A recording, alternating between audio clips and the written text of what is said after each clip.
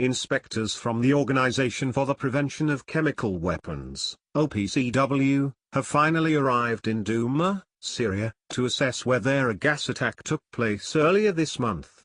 It has taken a week for the inspectors to begin their work, as charges were thrown back and forth about who was causing the delay. Proponents of the US and UK position that Assad used gas in Douma have argued that the Syrian and Russian governments are preventing the OPCW inspectors from doing their work. That, they claim, is all the evidence needed to demonstrate that Assad and Putin have something to hide. But it seems strange that if Syria and Russia wanted to prevent an OPCW inspection of the alleged sites, they would have been the ones to request the inspection in the first place.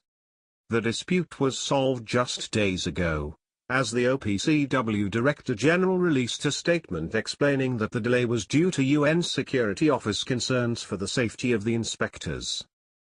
We are told that even after the OPCW inspectors collect samples from the alleged attack sites, it will take weeks to determine whether there was any gas or other chemicals released. That means there is very little chance President Trump had slam-dunk evidence that Assad used gas in Douma earlier this month when he decided to launch a military attack on Syria. To date, the US has presented no evidence of who was responsible or even whether an attack took place at all. Even right up to the US missile strike, Defense Secretary Mattis said he was still looking for evidence. In a tweet just days ago, Representative Thomas Massie expressed frustration that in a briefing to Congress last week the Director of National Intelligence, the Secretary of State, and the Secretary of Defense provided zero real evidence that Assad carried out the attack.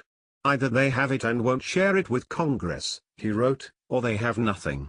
Either way, he added, it's not good.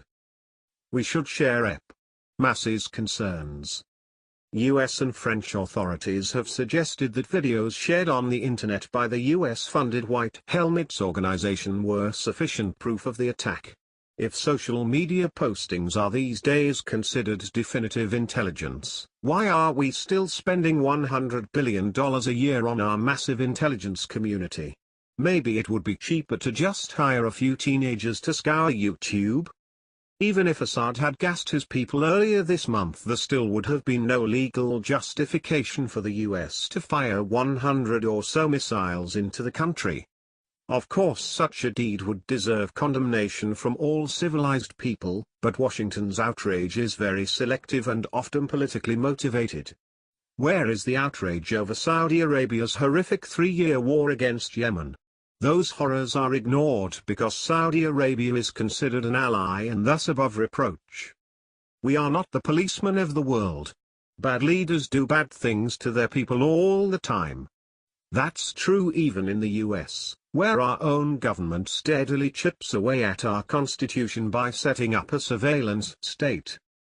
We have neither the money nor the authority to launch bombs when we suspect someone has done something wrong overseas. A hasty decision to use force is foolish and dangerous.